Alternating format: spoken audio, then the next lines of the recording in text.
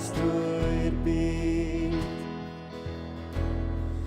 Dim yn bodlon ni, canfoliaeth di, trysorau'r byd, mae'r cwbl mor wag. Yna cyffyrddais di, iachau fy nwyfau dyfion, rhoi gobaith a chan, rhoi nghalon a dan, drwy'r gariad di. A does dim byd sy'n well nag wyt ti, na does dim byd sy'n well nag wyt ti, ar blwydd dim byd. Dim byd sy'n well nag wyt ti. Sgen i ddim ond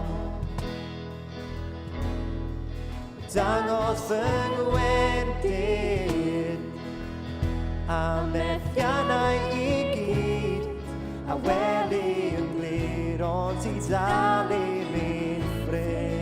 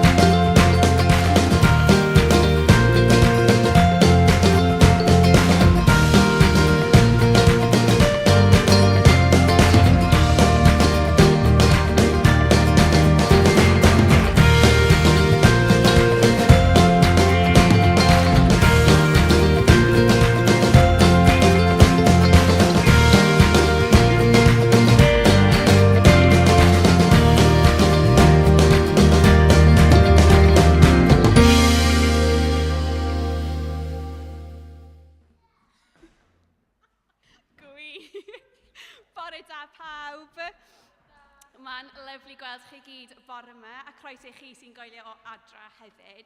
Mae'n jyst yn lyflu gallu dod at ein gilydd ar bore Sul i addoli Duw, i clywed, i air, a jyst cael amser gyda'n gilydd fel teulu yr eglwys. Felly, i ddechrau, dyn ni am addoli. A dim ots beth yw oed ni, os dyn ni'n rai ifanca, a bore yma dwi'n meddwl, jyst cwpl wythnos o oed di hynna. Mae'n lyflu gael yr efeilliaid gyda ni, croeso mawr iddyn nhw, tro gyntaf i Caersalem. So yes, dim ots os ni'r un ifanca neu'r un hynaf, dyn ni gyd yn gallu dod i addoli gyda'n gilydd. So, cyn bod ni'n neud hynna, ni'n cael gair bach o weddi, a wedyn ni'n mynd syth nôl mewn iddo. Felly, o ddew diolch am y fraint o cael dod i addoli di bore yma. Gwyddio neu di llenwi'r lle yma gyda dy ysbryd, byddwn ni jyst yn teimlo dy presenoldeb gyda ni yn agos iawn. Beth bynnag mae wythnosau ni wedi edrych fel, gwyddio bore yma, byddwn ni'n gallu syllu arna ti, yr un sydd ddim yn newid, y sylfaen cadarn. Ac arglwydd, ni jyst yn dod naw i dyddoli dy enw di. So, yn dy enw di, ni'n gwyddio. Amen. Felly, os ydych chi eisiau sefyll, dyn ni'n mynd i canu Psalm 100 i ddechrau, a mae'n dweud yn yr pennill gyntaf, gweiddiwch yn uchel i'r arglwydd, gweiddiwch wrth bobl y byd, addolwch yr arglwydd yn llawen, addolwch yr arglwydd o hyd. A dyna dyn ni am gwneud nawr.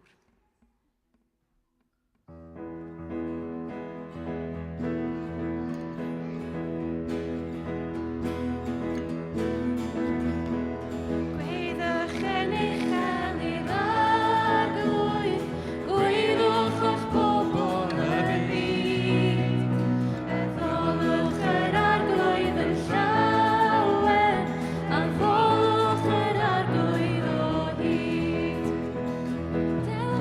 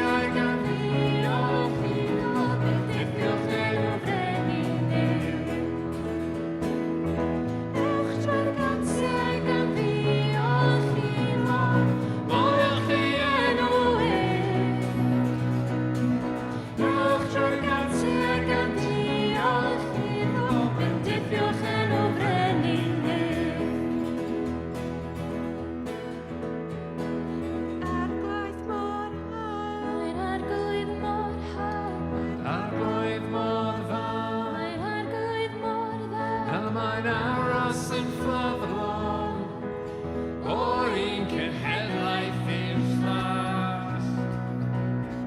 Mae'n arglwydd mor haf, Mae'n arglwydd mor haf, mae'n arglwydd mor dda, Mae'n arglwydd mor dda, a mae'n aros yn ffyddlon, o'r un cenhedlaeth i'r llall.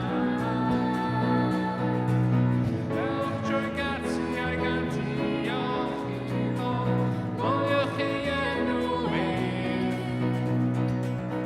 Ewch trwy gati ag am diolch iddo, bendigiwch enw brenin ef. Bendithiwch enw brenin nef, bendithiwch enw brenin nef.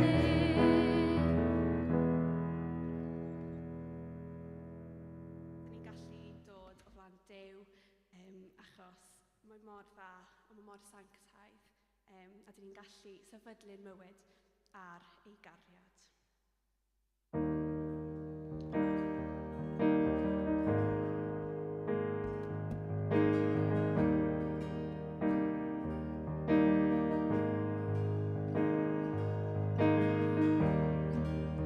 Teilwng o bob un can gallwn ganu, teilwng o'r molian twll gallwn godi,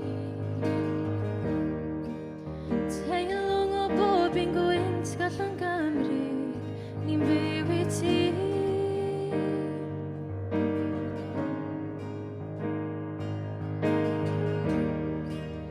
Iesu'r enw dy ros enwau gyd.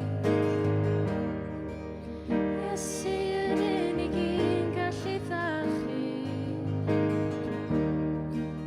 Teilwng o bob un gwynt gallwn gymryd, ni'n byw i ti. Ni'n byw i ti. Sanctaidd, does neb fel yr wyt ti, does neb all gymharu. Nawr a'i llygaid Mewn rhyfeddol, dangos i ni pwy tan llenwi, a dy galon arwain, fi at eraill yn dy gariad. Does neb fel yr wyt ti, does neb all gymharu. gorau llygaid mewn Rhyfeddol, dangos i ni pwy tan llenwi, a dy galon arwain, fi at eraill yn dy gariad.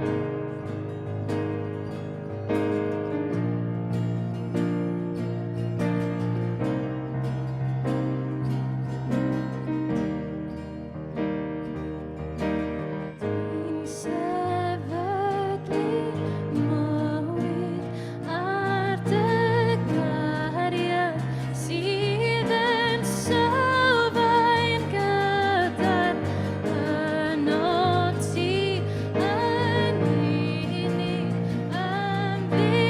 ymddiriedaf, a chai byd ysbryd. Dwi'n sefydlu mywyd ar dy gariad sydd yn sylfaen gydar, yno ti yn unig ymddiriedaf, a chai byd ysbryd. Sanctaidd, does neb fel yr wyt ti, does neb all gymharu. Goran llygaid mewn rhyfeddol, dangos ni pwy tan llenwi, a dy galon arwain, fi at eraill yn dy gariad. Sanctaidd, does neb fel yr wyt ti, does neb all gymharu. a gorau llygaid mewn Rhyfeddol, dangos i ni pwy wyt Ffrwyth a llenwi a dy galon arwain fi at yr eillad dy gariad.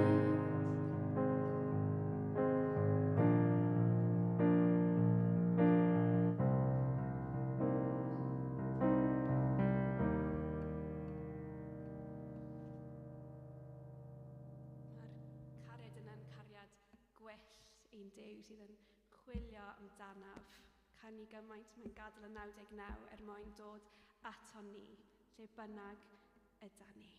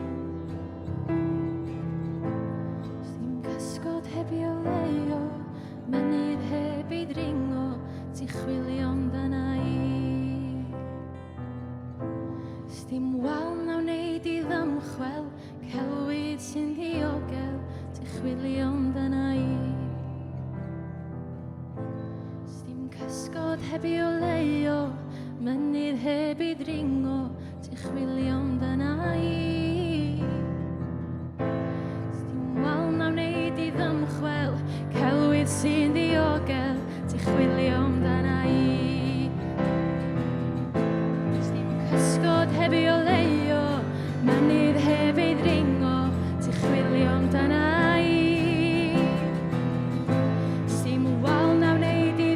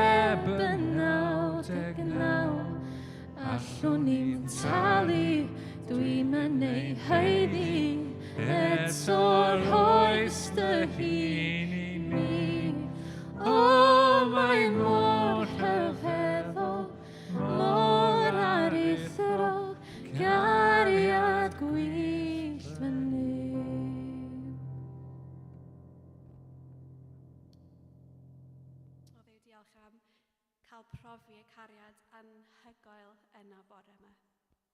Diolch am dy presenoldeb sydd gyda ni. Ac ar gloed ni, jyst yn gofyn i ti parhau i weithio ni'n plith yn ystod y weddill o'n amser gyda'n gilydd bore yma. Gyd o'r clod a'r mawl yn mynd i ti arglwydd. Yn dy enw di. Amen.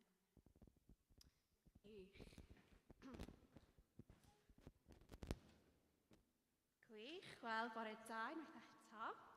A bore da i chi lawr grisiau a chi fan i grisiau hefyd. Lyflu gael chi. Felly, ymlaen i'r cyhoeddiadau. So, mae wythnos yma yn wythnos arferol i ni yn Caersalem. So, mae'n dechrau gyda grwpiau cymuned nos Fawrth. Wedyn mae gyda ni Sir Bach ar bore Mercher, hanner 9. A wedyn Clwb Ieuenctid, nos Fawrth, whoop whoop. Wedyn mae gyda ni Cawla Cwmni ar dydd Iau, lawr grisiau yn y festri. A dwi'n meddwl dyna gyd o'r pethau arferol. Ond, yn ychwanegol i hynna, mae yna 2 gyhoeddiad arall. Felly, wythnos diwetha, roedd yn fraint cael Joss Edwards a'r criw ato ni o blaenau, ac oedd yn just gwych cael clywed am y gwaith. Maen nhw yn neud fel tîm yn blaenau sut mae Duw ar waith, ac oedd yn fraint gallu gweddio dros nhw hefyd wrthyn nhw parhau yn y gwaith. Ond oedd hefyd cyfle i chi i cefnogi nhw yn ariannol. Felly, os oedd rhywun sydd wedi bwriadu i rhoi tuag at y gwaith yn blaenau, ond heb wneud eto, wedyn, plîs siaradwch gyda Arwel heddiw, os gwelwch yn dda. So, mae hynna ydy casgliad sy'n mynd tuag at y gwaith yn blaenau, so siaradwch gyda Arwel. A wedyn, y peth nesaf ydy, mae yna sesiynau eco-church sydd yn Porthmadog a Bangor, dydd Iau a dydd Gwener nesaf. Now, I wish ni gallu sefyll yna esbonio i chi beth ydy eco-church, ond dwi ddim yn hollol siŵr fy hun, ond mae yna rhywun sydd yn gwybod, a hynny yw Maggie. Apparently, dwi wedi cael fel lawr fan hyn, o'i ti Maggie? Ond mae Maggie yn bwriadu mynd y dydd Gwener i'r un yn Bangor. Oce, fab, sori, o'n i ddim yn gwybod sy'n fel... Lyflu, dyna ni. So, dyn ni gyd yn equally ddim quite yn siŵr beth yw e. Dyma ni. Sorry, Maggie. Felly, os ydych chi eisiau mynd i ffindio allan beth ydy eco-church, mae yna sesiwn yn Bangor dydd Gwener yma. So, os ydych chi eisiau ffindio allan mwy, siaradwch gyda Maggie heddiw, a mae'n siŵr bod yna croeso i chi ymuno â hynna, gweld beth ydy'r gwaith, a dwi'n edrych ymlaen sy'n nesau i clywed beth sy'n digwydd yna, sy'n yn rili diddorol. So dyna di'r 2 peth ychwanegol i'r arfer, a hefyd, os chi eisiau rhoi yn cyffredinol, mae yna manylion ar y sgrin hefyd.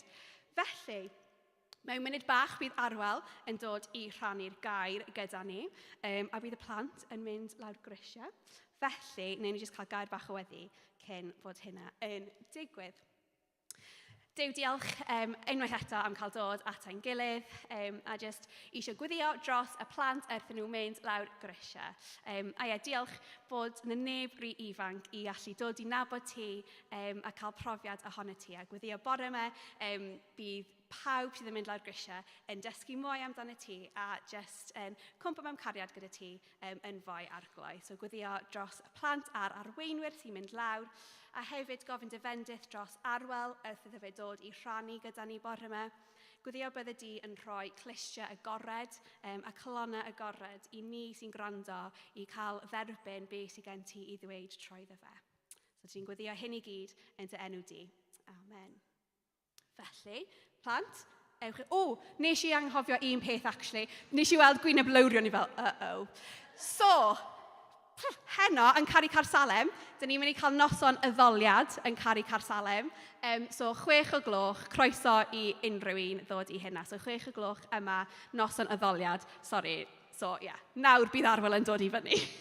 Diolch.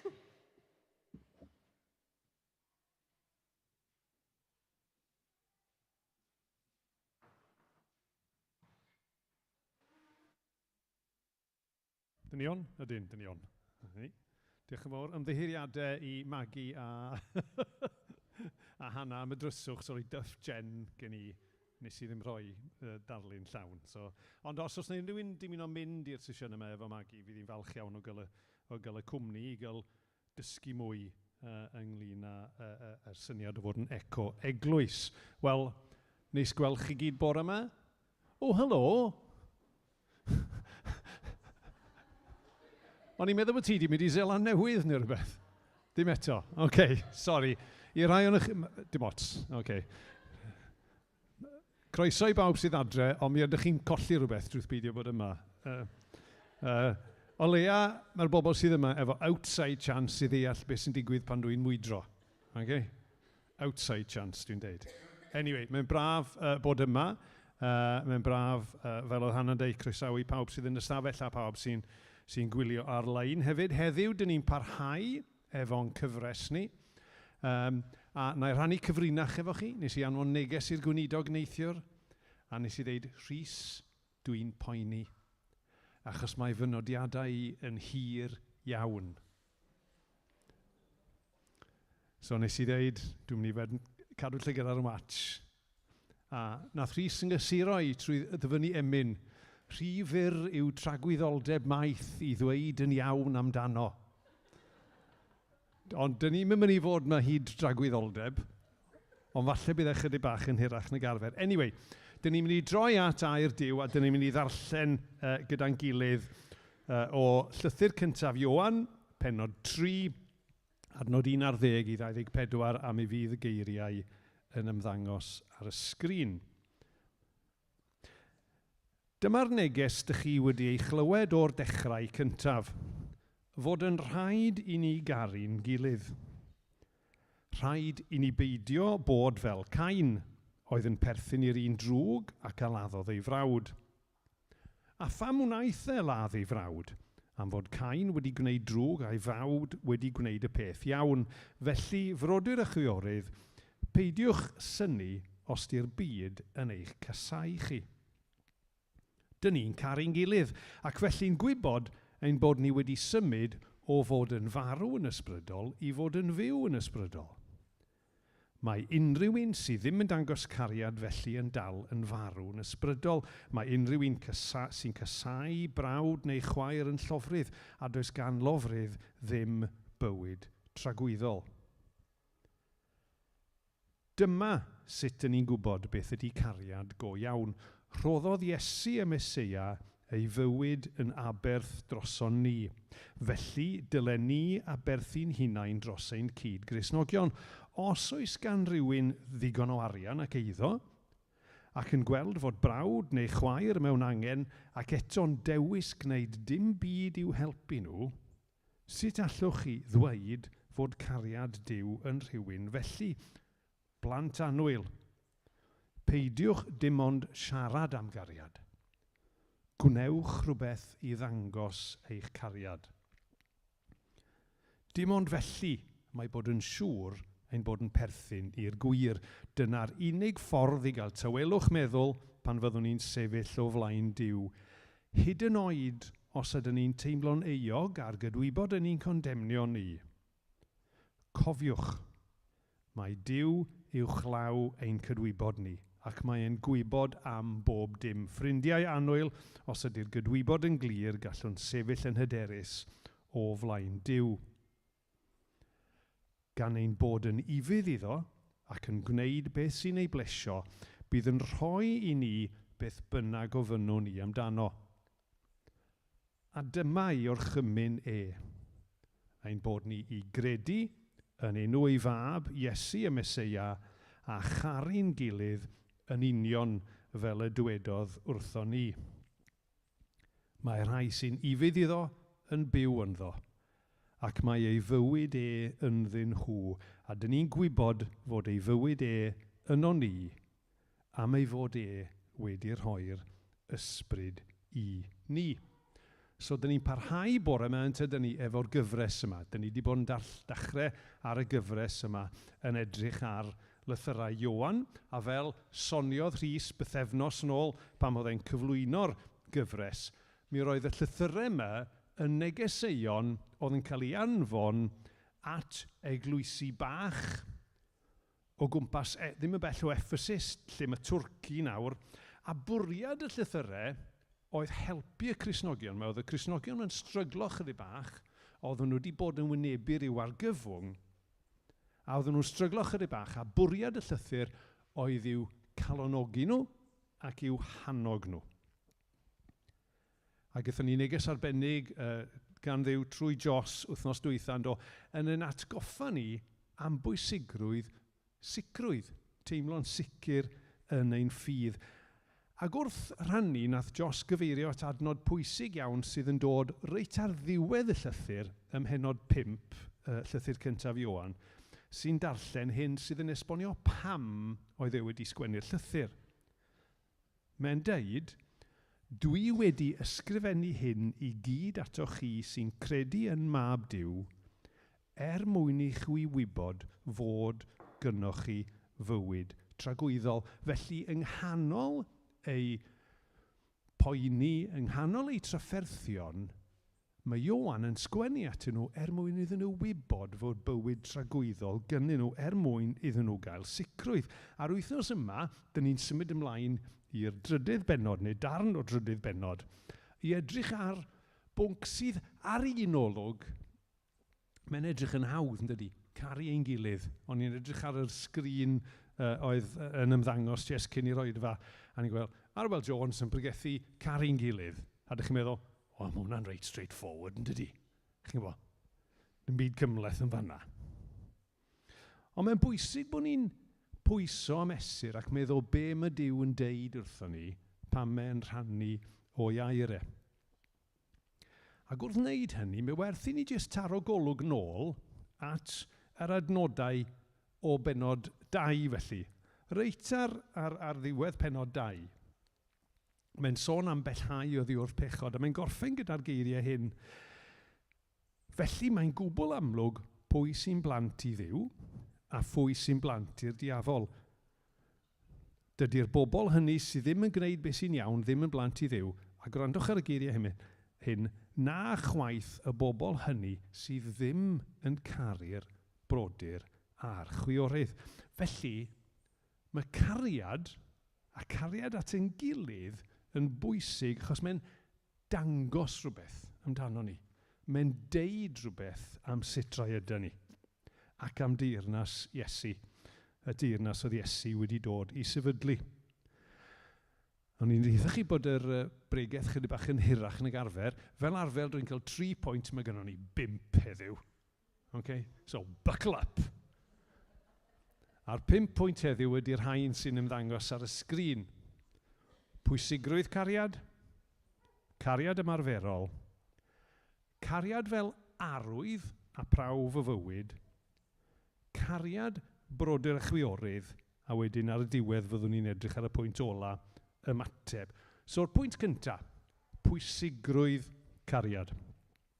Mae Rhys a Jos yn y bythefnos diwetha wedi sôn yn dydyn bod cariad yn allweddol fel arwydd o fywyd y Cristion. Dyn ni newydd dreulio yr amser o ddoliad yn myfyrio ar gariad Duw, ynddo? A pa mor arithrol a rhyfeddol ydy a gymaint o fraint sydd gynno ni o fod yn profi cariad Duw. Mae cariad yn bwnc mor bwysig. Mae'n bwnc bwysig yn y llythyr. Yn y llythyr yma, llythyr cyntaf Ioan, mae'r gair cariad yn ymddangos, nid fi sydd wedi cyfri, ond dwi wedi darllen e, mae'r gair cariad yn ymddangos 46 o weithiau. 46 tro mae'r gair cariad yn ymddangos yn y llythyr yma. A 105 o adnodau sydd yna.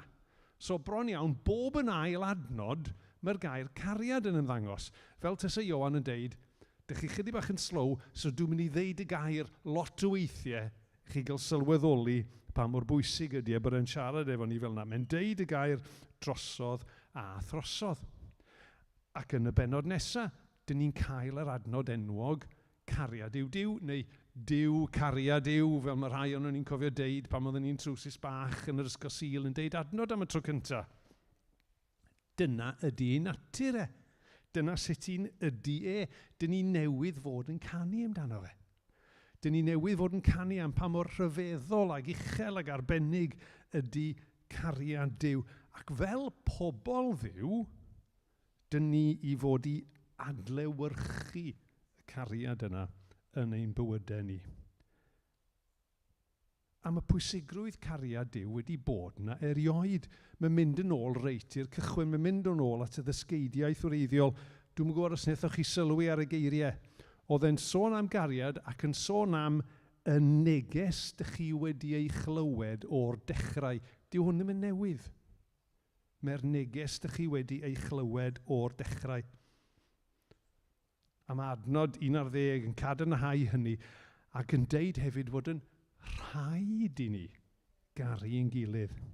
So mae'n dod â pwysigrwydd cariad reit i ganol y llwyfan. A mae'n sôn yn benodol am bwysigrwydd cariad o ran y ffordd yn ni'n delio efo'n gilydd o fewn yr eglwys. A mae'n rhaid i hynny olygu ni fel eglwys leol, ond mae'n golygu hynny yn ehangach eto, a fyddai'n dod yn ôl ymhellach. So mae'r neges, carwch eich gilydd. Nawr dwi am wahodd pawb sydd yma, jyst i oedi am munud, a pawb sy'n gwylio adre, jyst i oedi am munud, bach yn anoddach i chi adre, ond pawb sydd yma, edrychwch o'ch cwmpas chi. Edrychwch ar bawb sydd o'ch cwmpas chi. A chi sy'n adre, falle bod chi'n medru gweld pwy sydd wedi logio fewn, a fedrwch chi feddwl am y bobl sydd wedi logio fewn. Dyn ni fod i garu'n gilydd. Y bobl dyn ni'n gweld, y bobl dyn ni'n ymwybodol sydd yn gwylio ac yn y blaen. Dyma'r bobl mae Ioan yn deud y dylen ni i caru. Mae'n wir amdano ni fel eglwys leol. Mae hefyd yn wir am eglwysi eraill. Yn cynnwys eglwysi eraill sy'n dilyn yr arglwydd Iesu, ond sy'n falle ddim cweit rhywun fath â ni. Falle bod yna rai pethau maen nhw'n pwysleisio chydig bach o wahanol, ond os dyn nhw'n dilyn yr arglwydd Iesu, mae'n rhan o'n rôl ni i caru nhw hefyd. A mae'n deud carwch eich gilydd. Mae'n orchymyn. Mae'n rhywbeth mae'n deud wrthyn ni am wneud. Achos mae'n un o arwyddion y deyrnas. Dyn ni'n cael y fraint, pan dyn ni'n profi cariad Duw ac yn ymateb iddo fe, dyn ni'n cael y fraint o gael dod yn perthyn i deulu a theyrnas Duw. A'r rhan o'r fraint hynny ydy rhoi chydig bach o flas hynny i bobl yn cwmpas ni. Weithiau mae'r blas dyn ni'n rhoi i'r bobl yn cwmpas ni yn wan ac yn anghyflawn, achos dyn ni'n wan ac yn anghyflawn, ond dyn ni'n cael y fraint yna o roi jyst taster bach i bobl o sut beth ydy bod yn perthyn i deyrnas Duw. Mae cariad felly yn bwysig. Ond be ydy e? Hynny yw, dyn ni wedi defnyddio'r gair, ond be ydy'r cariad yna sydd i fod yn amlwg yno ni? Ac ar y pwynt yma, dwi'n symud mlaen i'r ail bwynt, a dwi eisiau ni weld a pwysleisio bod y cariad yna i fod yn gariad ymarferol. Be ydy'r cariad yma? Mae Ioan yn sgwennu dan fe. Dyn ni wedi clywed sawl tro, un o hoff illustrations Rhys, dwi'n gwybod, ydy bod yna or-ddefnydd o'r gair caru. Mae'n gweud, dwi'n caru pizza. A wedyn mae'n dweud, dwi'n caru fy Ngwraig. A dyw'r un am yn gallu bod yr un peth. Ac wrth gwrs, mae yna eiriau gwahanol yn does yn y Testament Newydd. Amdanyn nhw, dwi'n caru rhaglen dyledu. Dwi'n cweith yr un peth, nag ydi. Chi'n gwybod? Yn naturiol, mae'n golygu rhyw deimlad emosiynol, yn dydi? Mae'n golygu ffordd yn ni'n teimlo at rhywun, at berson penodol. Wrth gwrs mae cariad yn emosiwn. Ond dyn ni'n just yn sôn am ryw emosiwn fluffy yma. Mae yna le i emosiwn, dyn ni'n greaduried emosiynol.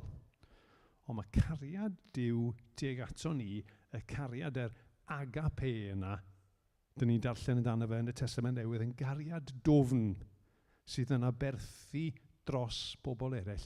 Ac yn fwy na dim, mae'n gariad ymarferol. Ac felly, mae'n cariad ni i fod yn ymarferol. Falle bod chi wedi sylwi Yn y rhai adnodau falle pan o'n i'n neud y darlleniad yn neidio allan, falle bod chi wedi sylwi ar adnod 18. Blant annwyl, peidiwch dim ond siarad am gariad. Gnewch rhywbeth i ddangos eich cariad. Ac yn yr adnod cyn hynny, mi oedd yna esiampl ymarferol. Lle oedd yn cymharu dau berson. Mae yna rhywun o fewn yr eglwys efo digon o arian ag eiddo. Mae yna rhywun arall o fewn yr eglwys efo dim digon.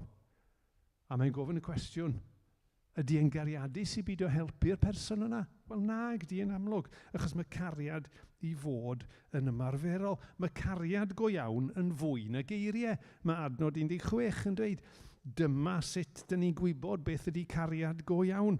Rhoddodd Iesu y Meseia ei fywyd yn aberth droson ni, felly dylen ni aberthu'n hunain dros ein cyd Gristnogion.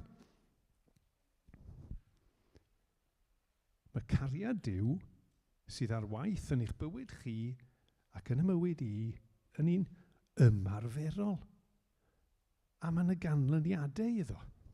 A dyn ni'n gweld y canlyniadau yna achos mae Ioan yn y llythyr yn cymharu dwy agwedd yn dydi. Mae'n cymharu'r agwedd yma o gariad efo agwedd Cain yn yr Hen Testament a laddodd ei frawd. Dyn ni'n gwybod yr hanes. A be oedd wrth wraidd hwnna? Oedd yna rhyw fath o gystadleuaeth yn doedd. Oedd Cain yn gweld ei hunan, o mae mrawd i roi rhywbeth gwell na fi.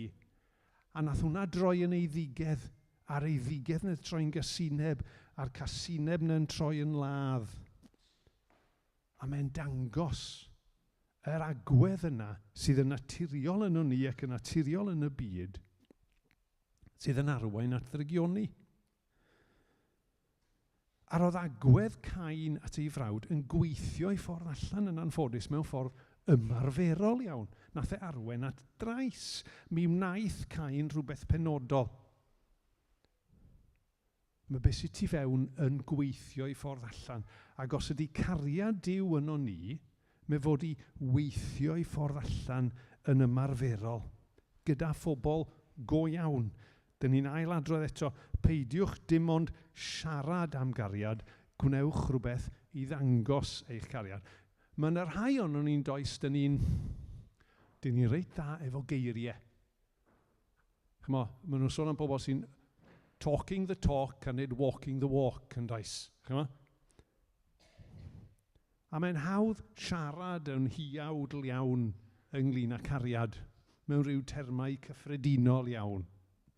Ond dwi wrth y modd efo'r diffyniad gan C.S. Lewis. Mi ddynnodd C.S. Lewis unwaith, loving everybody in general may be an excuse for loving nobody in particular. Chmo? Gwrandwch arnyn nhw eto, ond loving everybody. Dwi'n gweld pobl gwingon i seti yn gwrando ar yna. Loving everybody in general may be an excuse for loving nobody in particular. Ond mae cariad Duw eisiau ni estyn at bobl sydd efo anghenion arbennig. Ymlaen i'r pwynt nesaf, mae cariad yno ni yn arwydd ac yn brawf o fywyd. Nawr, mi soniodd Jos wythnos diwetha fod byw mewn cariad yn un o'r pethau oedd yn gwneud ni'n siŵr o waith Duw yno ni. Ac fe ddyfynodd efengyl Ioan, Ioan 13:35. Dyma sut bydd pawb yn gwybod eich bod chi'n ddilynwyr i mi, am eich bod chi'n caru eich gilydd. So mae cariad felly yn dangos rhywbeth. Mae'n arwydd o rhywbeth. Dyn ni wedi deall yn barod fod byw mewn cariad yn golygu rhywbeth real. Mae pobl yn medru i weld. Yn llythyr cyntaf Pedr, penod 1, adnod 22, dyn ni'n darllen y gair yma.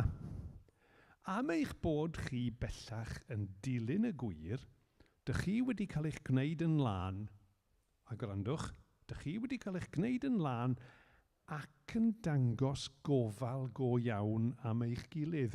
Felly, daliwch ati i garu eich gilydd a hynny o waelod calon. Ydych chi sylwi ar hynna? Dych chi wedi eich gwneud yn lan ac yn dangos gofal iawn am eich gilydd.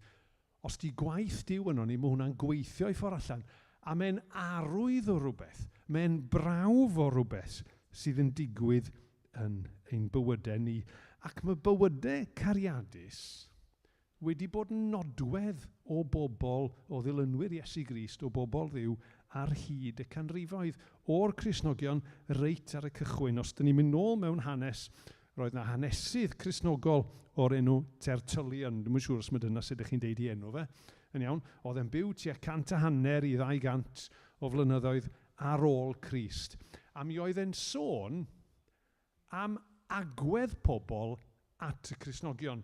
Be oedd ymateb pobl oedd ddim yn credu at y bobl oedd yn credu. Am yr dyfyniad yma yn mynd i ddod i fyny ar y sgrin nawr. The heathen, fel oedd yn cyfeirio at nhw ar y pryd, the heathen were wont to exclaim, behold how these Christians love one another and how they are ready to die for one another. Oedd y cariad ymysg y Cristnogion yn dangos bod nhw wahanol, yn dangos bod rhywbeth wedi digwydd iddyn nhw, yn dangos i bod nhw eisiau byw mewn ffordd wahanol. Bod yna rhywbeth yn wir amdanyn nhw, sef bod Iesu nawr yn byw yn ei bywydau nhw ac yn gwreiddio'r cariad yna yn un nhw. Mae cariad at eraill yn brawf o rhywbeth, yn brawf bod Duw ar waith y mywyd rhywun. Yn yr un modd ac oedd agwedd Cain yn dangos bod rhywbeth arall tu fewn iddo fe. Os di cariad yn gweithio i ffordd allan, mae'n arwydd i fod ar waith yno ni. So be ydy yr arwyddion yna o gariad? I fyddhau a berthu'n hunain. Mae'r adnodau'n deud, dylen ni aberthu'n hunain dros ein cyd Gristnogion. A fel edys i, mae'n ymarferol iawn, mae'r aberthu'n yn gallu cymryd lot o ffyrdd gwahanol. Oedd yna esiampl yn doedd am rywun oedd a digon o arian ac eiddo ac yn gweld fod brawd neu chwaer mewn angen. Felly pan dyn ni'n sôn am garu'n gilydd, am gariad, os yw cariad Duw yn gweithio yn ein bywydau ni, mi ddylia hynny weithio i ffordd allan yn y ffordd dyn ni'n byw. Mewn pethau bach a pethau mawr, a mae hynny'n heriol. A dyn ni gyd, chi'n gweld, yn wannach mewn rhai pethau. Dyn ni gyd falle yn reddfol yn well mewn rhai meysydd nag eraill. Un o'r pethau mae'n debyg yn wannach yno fe, ydy dwi'n berson, dwi'n brysur iawn. Dwi eisiau gwneud stwff trwy'r amser. A un peryg yn hynny yw bod fi ddim yn rhoi amser i bobl. A bod fi'n gwrando ar bobl. Falle bod nhw isiw gyda ni, fatha sgen i weithiau efo mynedd ac yn y blaen. Dyn ni gyd yn wan mewn rhai pethau. Ond mae Duw eisiau ei gariad o fod ar waith yn ein bywydau ni, yn dangos yr hyn y mae e'n gwneud tu fewn i ni.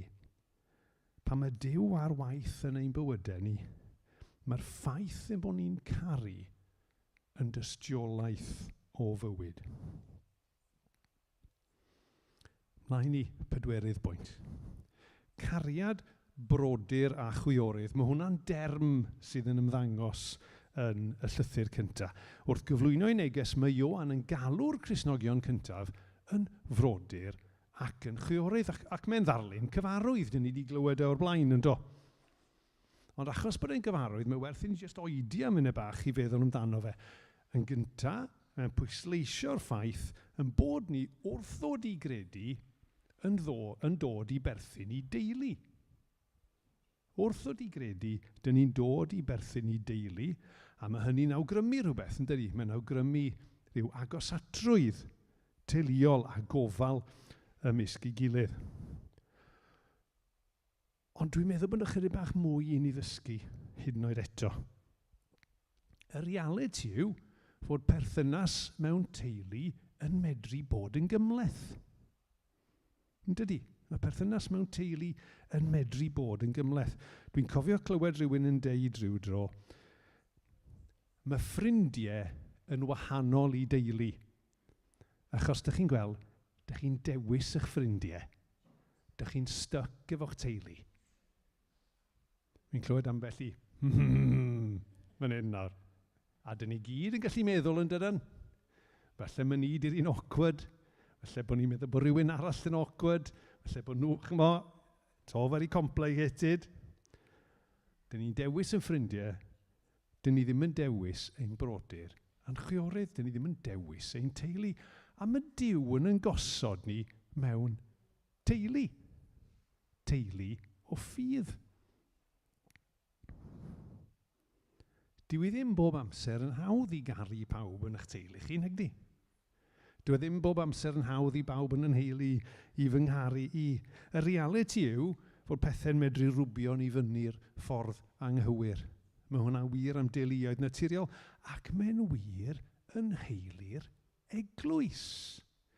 Dyn ni ddim i gyd yr un peth. Ac os y'n ni'n byw mewn cymdeithas agos gyda'n gilydd, mi fyddwn ni'n dod i weld pethau am ein gilydd sy'n anodd eu caru. A mi fydd pobl yn gweld hynny amdano ni. Os ydyn ni mond yn caru'r bobl dyn ni'n ei hoffi nhw'n naturiol, pa werth ydy hynny? Be mae hwnna'n dangos? Mewn teulu ac yn heulu ffydd, dyn ni weithiau yn gorfod dysgu caru. Ac mae Duw wedi'n gosod ni mewn teulu ffydd gyda pobl, falle na fydden ni'n naturiol, ddim yn cysylltu efo nhw. Dwi'n meddwl bod amrywiaeth o fewn eglwys yn arbennig iawn ac yn bwysig iawn. Achos dwi'n meddwl bod e'n rhan o gynllun Duw i'n dysgu ni i garu.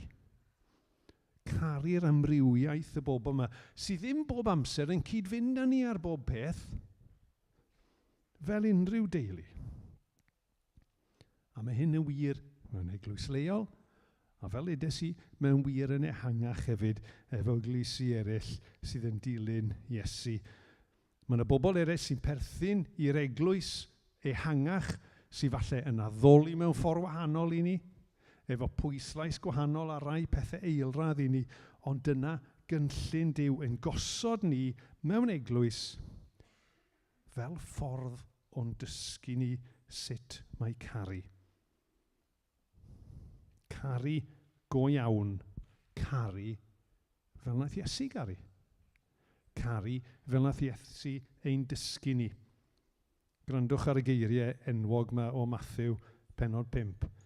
Carwch eich gelynion a gweddiwch dros yr rhai sy'n eich erlyd chi.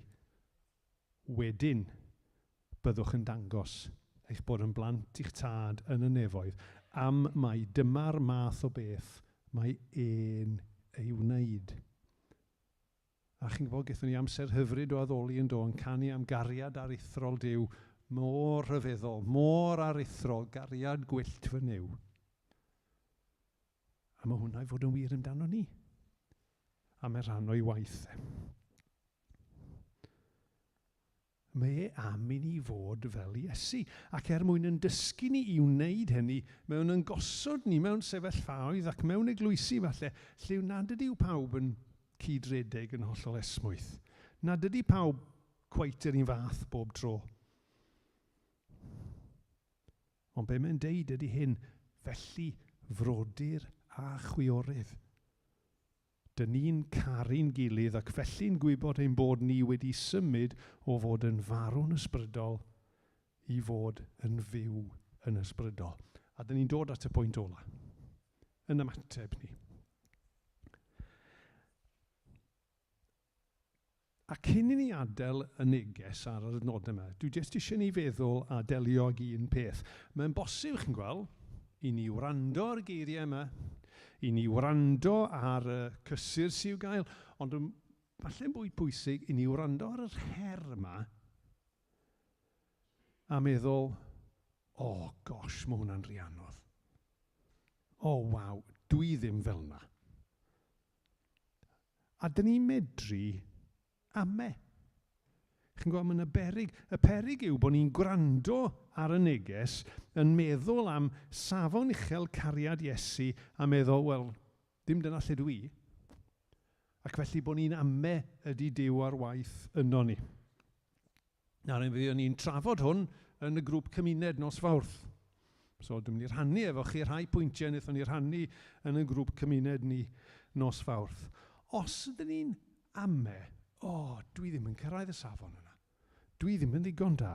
Os ydyn ni'n ame, dyma rhai pethau allan helpu ni. Just 3 peth bach. Yn gyntaf, os ydyn ni'n teimlo, dyn ni ddim yn ddigon da. Os ydyn ni'n teimlo bod ni'n methu, y pwynt cyntaf yw, dyna sut mae pobl Duw wedi teimlo erioed.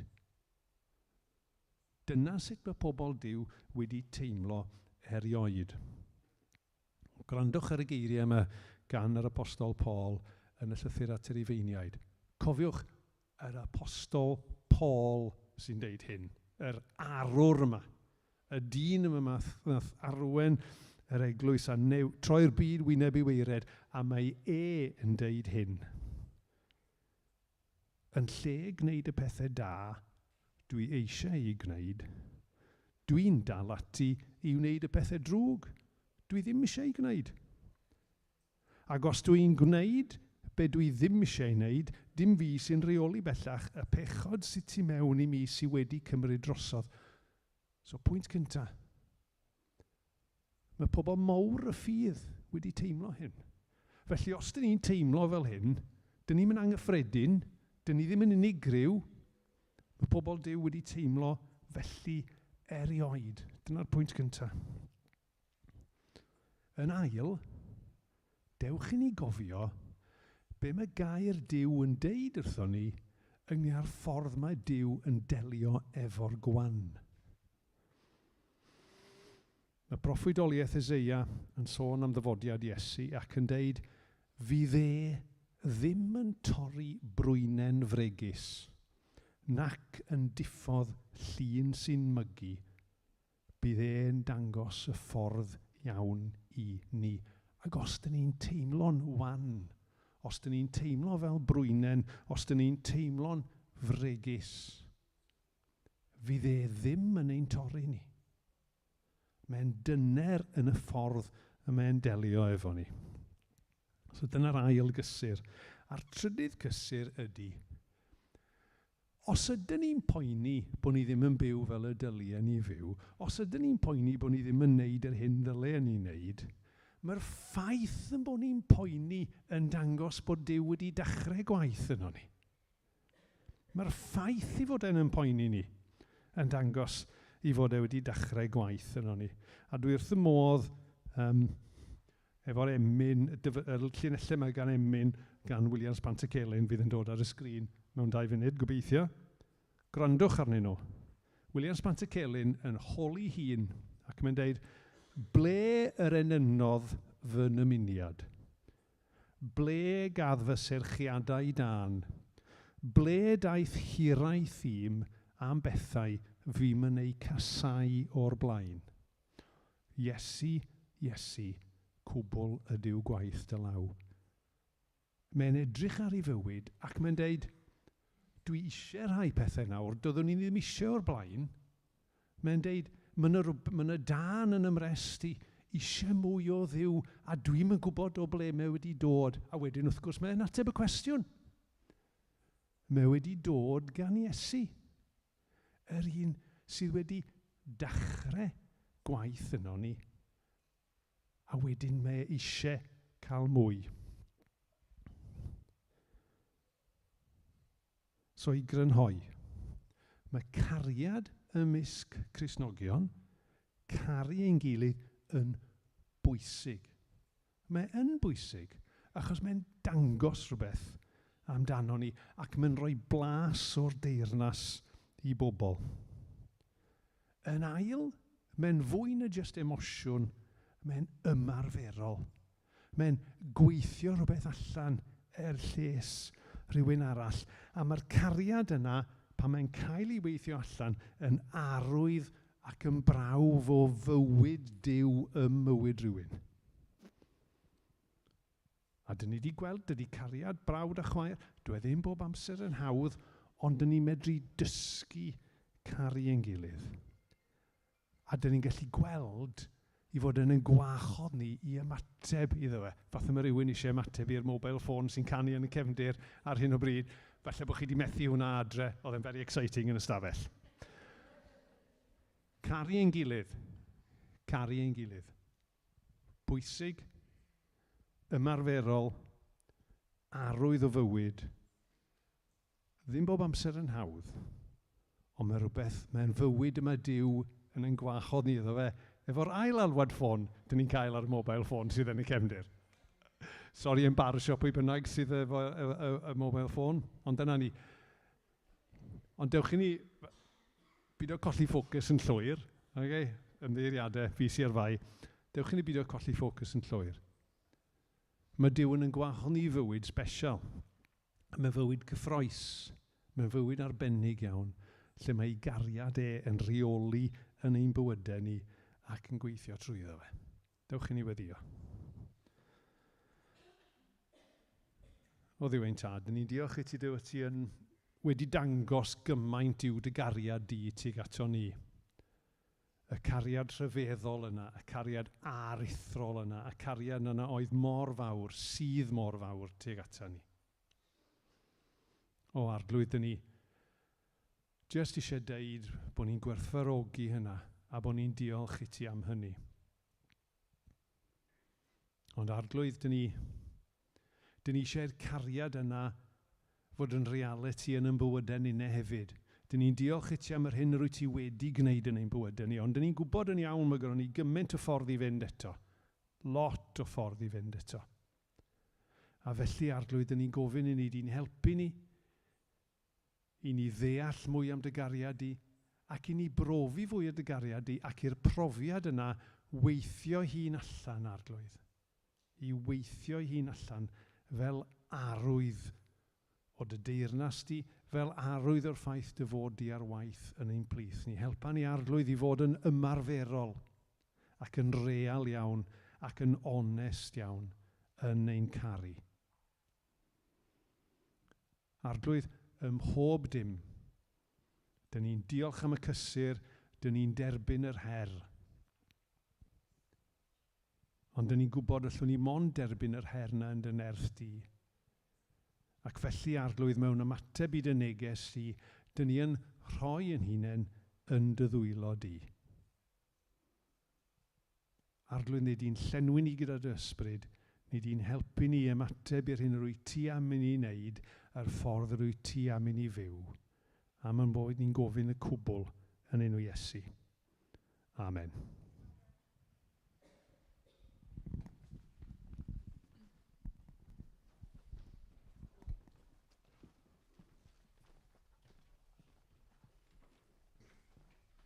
Diolch Arwel am y neges yma. A dewch ni defnyddio'r can olaf yma fel rhan o ein hymateb ni. Gariad doefol, uwch bob gariad, londer nefoedd, tyrd i lawr. Os ydych chi eisiau sefyll, ni'n ni canu'n can olaf.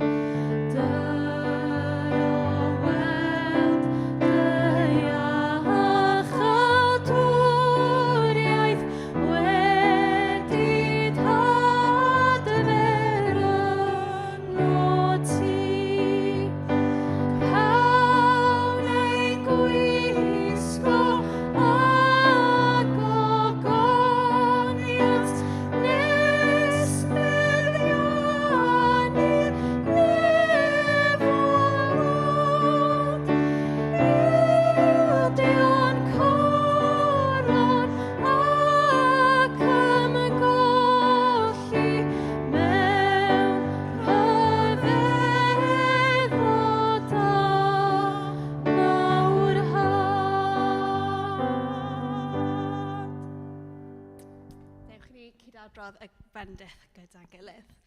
Gras ein harglwydd Iesu Grist, a chariad Duw, chymdeithas yr ysbryd glân, a fydda gyda ni oll, o'r awr hon, hyd byth. Amen.